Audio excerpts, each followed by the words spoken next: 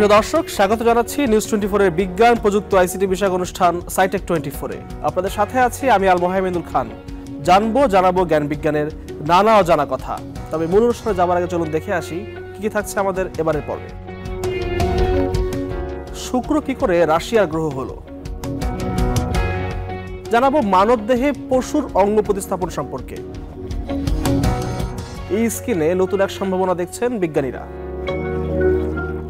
জানাবো বিশ্বের 15টি দেশে কাজ করা এক সফটওয়্যার উদ্যোক্তা সম্পর্কে।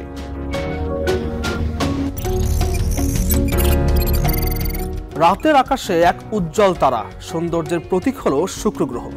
কিন্তু এই সৌন্দর্যের আড়ালে লুকিয়ে আছে এক ভয়ঙ্কর সত্য। শুক্র হলো আমাদের সৌরজগতের উত্তপ্ত নরক, যেখানে তাপমাত্রা সীসা পর্যন্ত গলিয়ে ফেলতে পারে এবং বৃষ্টি হয় সালফিউরিক অ্যাসিডের। তাহলে এই প্রতিকূল পরিবেশে কি প্রাণের অস্তিত্ব সম্ভব?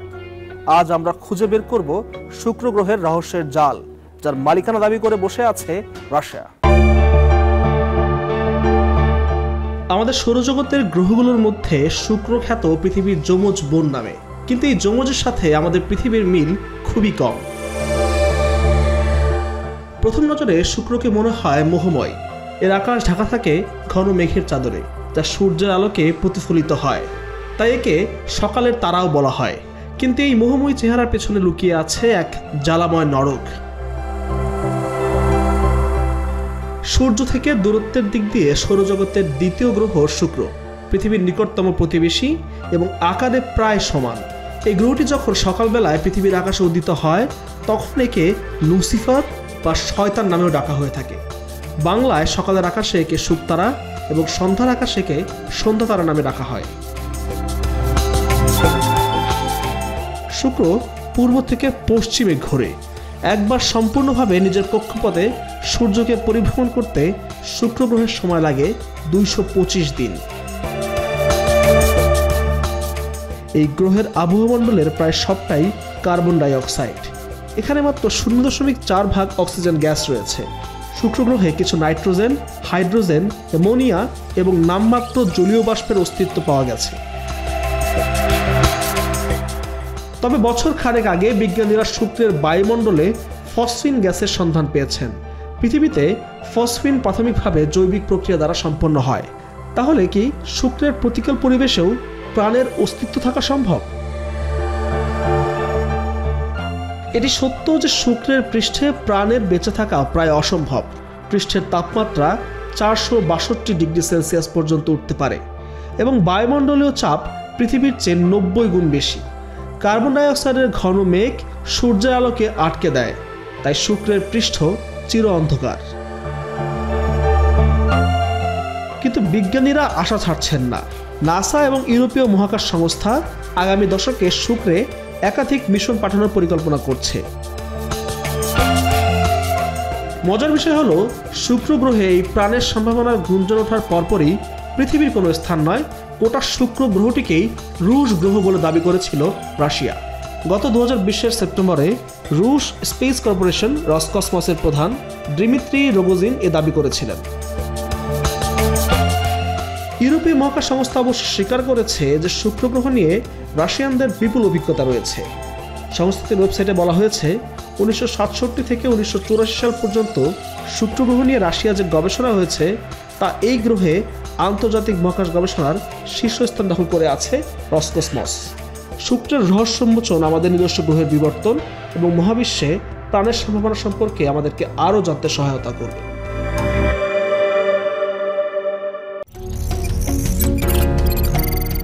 মানুষের দেহে পশুর অঙ্গ প্রতিস্থাপন শুনতে অবাক লাগলেও বিজ্ঞান আজ এই অসম্ভবকে সম্ভব করে তুলেছে। প্রিয় দর্শক, আজ আমরা আলোচনা করব চিকিৎসা বিজ্ঞানের এক যুগান্তকারী আবিষ্কার জেনো ট্রান্সপ্লান্টেশন নিয়ে, যা সম্ভবত ভবিষ্যতে মানবজাতির স্বাস্থ্যসেবায় আমূল পরিবর্তন আনতে চলেছে। এর ফলে অদূর ভবিষ্যতে আমরা হয়তো অঙ্গ প্রত্যঙ্গের ক্ষতি নিয়ে চিন্তা করব না, অন্য প্রাণীর অঙ্গ প্রত্যঙ্গ হয়তো দূর করবে সেই চিন্তা। অস্ত্রোপচারের মাধ্যমে কোনো পশুর অঙ্গ মানব শরীরে প্রতিস্থাপনের পদ্ধতিকে বলা হয় জেনো ট্রান্সপ্লান্টেশন। এই পদ্ধতিতে একটি প্রাণীর শরীর থেকে কোষ বা টিস্যু কিংবা একাধিক অঙ্গ এনে অস্ত্রোপচারের মাধ্যমে মানুষের শরীরে ঢুকিয়ে প্রতিস্থাপন বা জুড়ে দেওয়ার মধ্য দিয়ে তাকে সচল করা হয়। যা অস্ত্রোপচারের জগতে এক বিপ্লব নিয়ে আসতে পারে। এই ধরনের অস্ত্রোপচারের ক্ষেত্রে এখনও পর্যন্ত হওয়া সবচেয়ে সাধারণ পদ্ধতিগুলোর মধ্যে একটি হলো একজন মানুষের শরীরে একটি শূকরের হৃৎপিণ্ড ঢোকানো। অঙ্গ প্রতিস্থাপনের এই অস্ত্রোপচার এ পর্যন্ত 2 বার সফলভাবে সম্পন্ন হয়েছে। এর মধ্যে একজন রোগী মাত্র কয়েক মাস বেঁচে ছিলেন এবং দ্বিতীয় রোগী এখন পর্যন্ত পর্যবেক্ষণে রয়েছেন। জেনো ট্রান্সপ্লান্টেশন অস্ত্রোপচারগুলোর ক্ষেত্রে কোনো প্রাণীর হৃৎপিণ্ডকে তাৎক্ষণিকভাবে মানুষের শরীরের মধ্যে রাখা যায় না। এজন্য প্রথমে বৈজ্ঞানিক পদ্ধতির সাহায্যে একাধিক জিন পরিবর্তন করার প্রয়োজন হয়। এক্ষেত্রে কিছু জিনকে হৃৎপিণ্ড থেকে বের করে আনতে হয়। এরপর প্রতিরোধ সক্ষমতা অনুযায়ী প্রধানত জিনের চারপাশ থেকে হৃৎপিণ্ডের টিস্যু অত্যাধিক বৃদ্ধি রোধ করতে ওই জিনের সঙ্গে মানুষের শরীরের জিনোমগুলোকে যুক্ত করতে হয়। জেনো ট্রান্সপ্লান্টেশনের মূল চ্যালেঞ্জ হলো মানবদেহের প্রতিরোধ ব্যবস্থা। আমাদের শরীর স্বাভাবিকভাবেই যে কোনো প্রাণীর অন্যান্য অঙ্গকে প্রত্যাখ্যান করে, আর পশুর অঙ্গের ক্ষেত্রে এই প্রতিক্রিয়া হয় আরও তীব্র। তাই বিজ্ঞানীরা জেনেটিক ইঞ্জিনিয়ারিং ব্যবহার করে পশুর অঙ্গগুলোকে এমনভাবে পরিবর্তন করেছেন যাতে মানবদেহে সেগুলোকে সহজে প্রবেশ করানো যেতে পারে। এছাড়া শূকরের ত্বকের গ্রাফটও পুড়ে যাওয়া রোগীদের চিকিৎসায় সফলভাবে ব্যবহৃত হচ্ছে। জেনো ট্রান্সপ্লান্টেশন সফল হলে অঙ্গ প্রত্যঙ্গের অভাবে যারা মৃত্যুর দিকে এগিয়ে যাচ্ছেন তাদের জীবন বাঁচানো সম্ভব হবে। এছাড়া ডায়াবেটিস, হৃদরোগ, লিভার সিরোসিস সহ নানা জটিল রোগের চিকিৎসায়ও এই প্রযুক্তি বিপ্লব আনতে পারে। তবে পশুর অঙ্গ মানুষের দেহে ব্যবহার করার নৈতিক দিক এবং এই প্রক্রিয়ায় নতুন রোগ ছড়িয়ে পড়ার ঝুঁকি নিয়েও চিন্তিত বিজ্ঞানীরা। তাই এই প্রযুক্তি ব্যাপকভাবে ব্যবহারের আগে আরও গবেষণা এবং সতর্ক পর্যালোচনার দাবি বিশ্লেষকদের।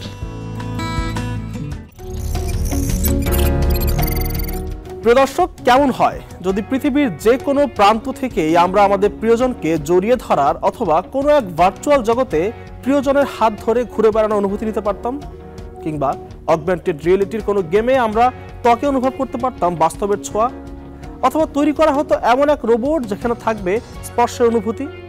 সব কল্পনার মতো শোনালেও তা বাস্তবে পরিণত করতে পারে ই-স্কিন প্রযুক্তি। প্রযুক্তির এই অভিনব আবিষ্কার আমূলে বদলে দিতে পারে পুরো বিশ্ব। প্রযুক্তির পরবর্তী বিপ্লবের একটি হলো ই-স্কিন বা ইলেকট্রনিক ত্বক। এটি একটি অতি পাতলা, নমনীয় এবং স্ট্রেচেবল উপাদান যা মানুষের ত্বকের মতো দেখতে এবং অনুভব করতে পারে। কিন্তু এখানে একটি গুরুত্বপূর্ণ পার্থক্য রয়েছে যে এটি একটি ইলেকট্রনিক সেন্সর বা ডিভাইস দিয়ে তৈরি। ই-স্কিনে এমন সেন্সর রয়েছে যা তাপমাত্রা, চাপ, আর্দ্রতা, এমনকি রাসায়নিকের মতো বিভিন্ন উদ্দীপনা শনাক্ত করতে পারে এবং এর সম্ভাবনা রয়েছে অগণিত। কৃত্রিম এক চামড়া যাকে বলা হচ্ছে ই-স্কিন। এই চামড়ার সহায়তায় মুখোমুখি না থেকেও হাজারো মাইল দূরে থাকা আপনজন বা বন্ধু বান্ধবকে করা যাবে আলিঙ্গন। স্বাস্থ্যসেবায় ই-স্কিন রোগীর জীবনের শক্তি পর্যবেক্ষণ করতে এবং দীর্ঘস্থায়ী রোগ নির্ণয় করতে এমনকি ওষুধ বিতরণ করতেও ব্যবহার করা যেতে পারে। তবে দীর্ঘ দূরত্ব থেকেও একে অপরকে স্পর্শের অনুভূতি ভাগ করে নেওয়ার মতো নির্ভরযোগ্য কোনো পদ্ধতি এখনো পর্যন্ত আবিষ্কৃত হয়নি এই বিশ্বে। কিন্তু অবিশ্বাস্য শোনালেও অদূর ভবিষ্যতে বিশ্ববাসী বহু দূর থেকেও স্পর্শের সেই কাঙ্ক্ষিত অনুভূতি পাবে বলে দাবি করছেন বিজ্ঞানীরা। এই অসম্ভবকে সম্ভব করতেই রাত দিন পরিশ্রম করে যাচ্ছেন হংকংয়ের সিটি বিশ্ববিদ্যালয়ের একদল ইঞ্জিনিয়ার। তাদের হাতে তৈরি ওয়্যারলেস ভিত্তিক এক ধরনের নরম ই-স্কিন বহু দূরে থাকা দুই প্রান্তের দুই আপনজনকে একদিনে ইন্টারনেটের মাধ্যমে আলিঙ্গন করার স্বাদ এনে দেয়। রোবটগুলিকে তাদের পরিবেশ সম্পর্কে আরও ভালো বোঝার এবং সূক্ষ্মভাবে কাজ করার সক্ষমতা প্রদান করতে পারে এই ই-স্কিন, যার মধ্য দিয়ে হয়তো একদিন রোবটরাও পাবে এই স্পর্শের অনুভূতি। যদিও ই-স্কিন এখনও উন্নয়নের প্রাথমিক পর্যায়ে রয়েছে, তবে এর সম্ভাবনা অপরিসীম। এটি মানুষ এবং প্রযুক্তির মধ্যে আমরা যেভাবে যোগাযোগ করতে পারি তাতে বিপ্লব ঘটিয়ে দেবে এবং এটি আমাদের জীবনকে অগণিত উপায়ে উন্নতি করতে পারে। এর মাধ্যমে বিজ্ঞানের এক অপার সম্ভাবনার দুয়ার খুলে যেতে পারে।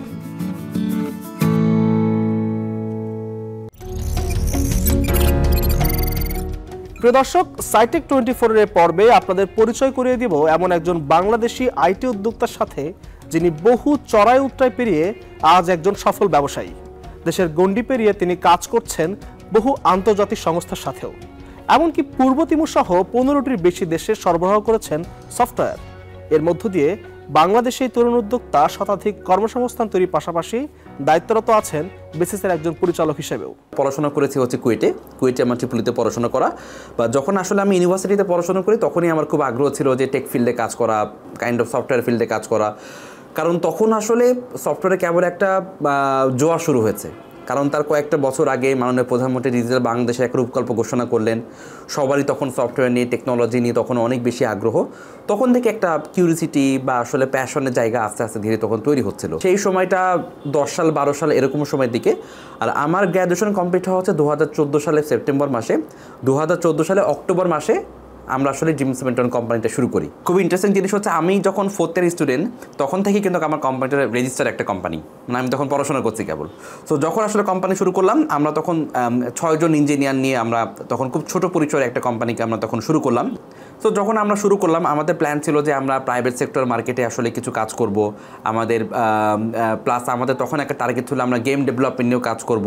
সো আমরা তখন যেমন কিছু গেম আমরা তৈরি করছিলাম, একই সাথে আমরা প্রাইভেট সেক্টর মার্কেটে বাংলাদেশে, সেখানেও লোকাল মার্কেটে আমরা কিছু কাজগুলো খুঁজছিলাম। সো একটা পর্যায়ে আসলেই আমরা খুব হতাশ হয়ে যাই এভাবে 1 বছর চলার পরে। কারণ জাস্ট কোনো রকমভাবে অফিসটা চলে। তখন আসলে আমরা প্ল্যান করলাম আমরা কিছু প্রোডাক্ট তৈরি করব। কোম্পানির নিজস্ব কিছু প্রোডাক্ট, কিছু ইআরপি সফটওয়্যার, এগুলো আমরা তৈরি করব। তখন আমরা বেশ কিছু সফটওয়্যার তৈরি করি। একটা সেলস অটোমেশন সফটওয়্যার, এইগুলো আমরা অনেকগুলো ভার্সন নিয়ে আমরা কাজ করি। Pharmaceuticals version, actually FMCG version, টেলিকমের জন্য ভার্সন। তারপরে আমরা একটা এইচআর পেরোল সফটওয়্যার তৈরি করি এবং সেইগুলোকে নিয়ে আমরা আসলে মার্কেটে মুভ করা শুরু করি। আমাদের এখানে বিজনেস ডেভেলপমেন্ট টিম আছে যারা বিজনেসটাকে আসলে টেক কেয়ার করে, টেন্ডার ডকুমেন্টেশনের ব্যাপারগুলোকে দেখে। এবং আরেকটা আছে টেকনিক্যাল টিম, যে টিমটা আসলে আমাদের সবচেয়ে বড়। এই টেকনিক্যাল টিমের ভেতরে আপনার যেমন ব্যাকএন্ডে ডেভেলপার আছে, ব্যাকএন্ডে ডেভেলপারের ভেতরে আমরা বিভিন্ন টেকনোলজি নিয়ে কাজ করি। যেমন আমাদের লারাভেলে কাজ করি, আমাদের ডটনেটে, ডটনেটে আমরা কাজ করি, আমরা জাভাতে কাজ করছি, আমরা পাইথনে কাজ করেছি। এরকম যেমন ব্যাকএন্ডের বিভিন্ন টিম আছে, আবার ফ্রন্ট এন্ডেরও কিন্তু একটা টিম আছে যারা ফ্রন্ট এন্ডের বিভিন্ন যে টেকনোলজিগুলো আছে সেগুলোকে নিয়ে তারা আসলে কাজ করছে। এবং এইটার সাথে একটা সফটওয়্যার ডেভেলপমেন্টের একটা ওতপ্রোত পার্ট জড়িত থাকে, সেটা হচ্ছে কোয়ালিটি অ্যাসুরেন্স, মানে কিউএ ডিপার্টমেন্ট। সো সেই কিউএ ডিপার্টমেন্টও কিন্তু আমাদের প্রত্যেকটা প্রজেক্টে 1 জন বা 2 জন করে কিউএ অ্যাসাইন থাকে।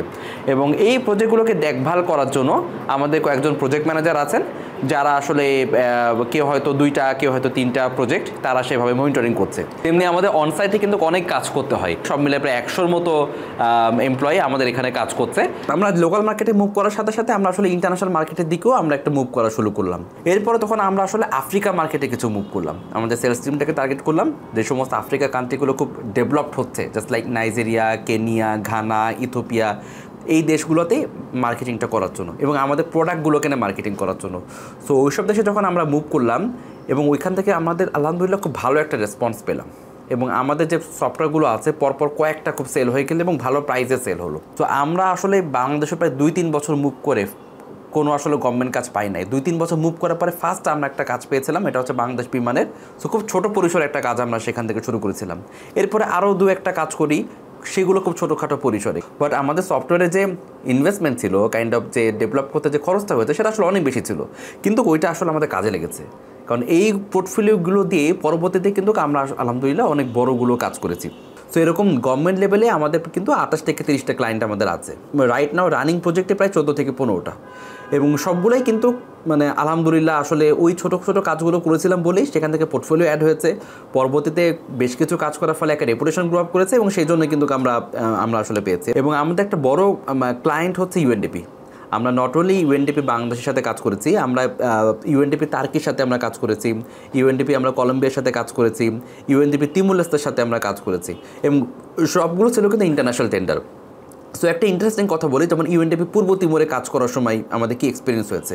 সো আপনি জানেন জাতিসংঘের সবচেয়ে নবীনতম দেশ হচ্ছে পূর্ব তিমুর, এবং এইরকম দেশের থেকে যে আসলে আইটির কাজ পাওয়া সম্ভব, সফটওয়্যারের কাজ পাওয়া সম্ভব, এগুলো কেউ চিন্তাই করে না। তো পূর্ব তিমুরে আমরা একটা গেম ডেভেলপমেন্টের কাজ দেখি, যে একটা এডুকেশনাল গেম তৈরি করবে ওরা। বাট আমাদের ফর্চুনেটলি আমাদের প্রিভিয়াস কাজের এক্সপিরিয়েন্স ছিল, যেটা আমরা বাংলাদেশের এটওয়াইয়ের সাথে করেছি। এটওয়াই এবং মাউসের সাথে মিলে আমরা এডুকেশনাল গেমস তৈরি করেছিলাম। সো একদম সিমিলার টাইপের একটা গেমস ওরা আসলে চাচ্ছিল। প্রায় 10টা দেশ থেকে 39টার মতো কোম্পানি এখানে বিড করেছিল। তো সেই অনুযায়ী তারপরে তাদের ভেতর থেকে টেকনিক্যাল এবং ফিনান্সিয়াল মিলাই কিন্তু আমরা কাজটাকে আমরা অ্যাওয়ার্ডেড হয়েছি। এরপরে ওদের পার্লামেন্টের একটা সফটওয়্যার আছে, ইউএনডিপি পার্লামেন্টে, সেই পার্লামেন্টের যে অটোমেশনের যে সফটওয়্যারটা সেটাও কিন্তু সেটাও টেন্ডার হয়েছিল, ইন্টারন্যাশনাল টেন্ডার, আমরা বিড করেছিলাম এবং আমরা কিন্তু কাজটা পেয়েছি। লাস্ট এখন রাইট নাও আমরা এখন যেটা কাজ করছি সেটা হচ্ছে ওদের সরকারের যে জব পোর্টাল আছে, সরকারি জব পোর্টাল, সো সেই জব পোর্টালটা কিন্তু এখন আমরা আসলে তৈরি করছি। জাপানে আমাদের কাজ চলে, জাপানে হচ্ছে আমরা আউটসোর্সিংয়ের কাজগুলো আমরা করছি 2016 সাল থেকে, অফশোর ডেভেলপমেন্ট সার্ভিসেস, মানে আমাদের ইঞ্জিনিয়াররা এইখান থেকে বসে ওদের জন্য আমাদের কাজ করে দেয়। বেসিসে যখন যেটা জাপান ডেস্ক করা হয়েছিল 2020 সালে, সেটা কিন্তু আসলে আমার হাত দিয়েই তৈরি হওয়া, এবং এটা কিন্তু বাংলাদেশের যে কোনো ট্রেড বোর্ডের ইতিহাসে প্রথম একটা country base focus desk. So ওইখানেও আমরা আসলে কাজগুলো করেছি, এবং যা আমরা রেগুলার আমরা মেলাতেও পার্টিসিপেট করতাম। এবং ইউএনডিপি ছাড়াও আমরা কিন্তু ওয়ার্ল্ড ব্যাংকের কাজ করেছি, আমরা জাইকার কাজ করেছি, আমরা আইএলওর কাজ করেছি, অর্থাৎ ডোনর এজেন্সির যে প্রজেক্টগুলো আছে সেগুলোতে আমাদের বেশ ভালো দক্ষতা বা ভালো এক্সপিরিয়েন্স আমাদের এখন আছে। আমরা ল্যান্ড মিনিস্ট্রিতে কাজ করেছি, ল্যান্ড মিনিস্ট্রির যে ভূমিপিডিয়া, যেটা AI base chatbot, AI base digital service যেটা সলিউশনটা, সেটা কিন্তু আমাদের করা, এটা কিন্তু এখন লাইভে আছে। সেকেন্ড যে আমরা কাজটা করছি, আমরা বাংলাদেশ কম্পিউটার কাউন্সিলের সাথে, তারা বাংলাদেশের জন্য একটা ন্যাশনাল চ্যাটবট তৈরি করছে। আপনার সরকারের যত সার্ভিস আছে, যত মন্ত্রণালয়, যত সার্ভিস, সব কিছুকে ইন্টিগ্রেট করে এই চ্যাটবটটাকে আসলে আপনার তৈরি করা হচ্ছে। এবং খুব রিসেন্টলি আমরা আর একটা প্রজেক্টে আমরা অ্যাওয়ার্ডেড হয়েছে, সেটা হচ্ছে পিকেএসএফ, পল্লী কর্মসংস্থান ফাউন্ডেশন, তারা একটা ব্লকচেন বেসড একটা ডিস্ট্রিবিউশন ম্যানেজমেন্ট সিস্টেম করছে।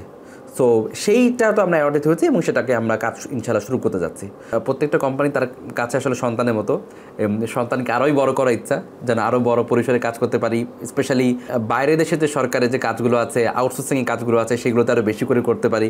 কারণ সেগুলো করলে যখন দিন শেষে রেমিটেন্স ঢোকে, তখন মনে হয় না একটা দেশের ইকোনমিতে সরাসরি কোনো হয়তো একটা ছোটো হলেও একটা অবদান রাখতে পারলাম, এটা একটা।